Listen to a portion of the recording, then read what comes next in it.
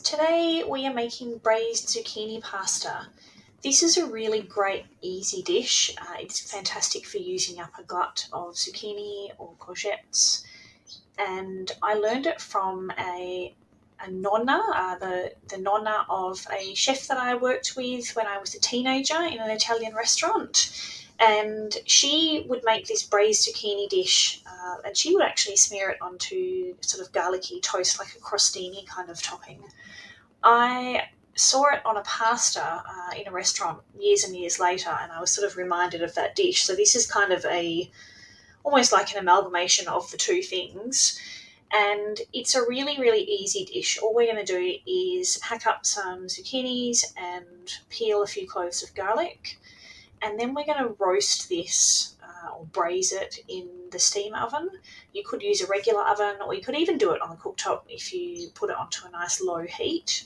What you don't want to do is boil the zucchini. You want it to slowly kind of cook and soften and melt down, so that at the end of cooking you will just mash it into a sauce. Going in there now is some pepper and quite a generous amount of salt. You really want to season this very well. And then we're going to put olive oil into it. That will sort of make the zucchini kind of almost creamy and silky, and that's what turns this from just a pot of roasted zucchini into a really delicious silky sauce. So that's gone into the oven. It's come out and been mashed. I use a potato masher to mash it. It's super easy, and you see that it's like a very thick kind of I don't know, like a thick glossy kind of zucchini sauce there.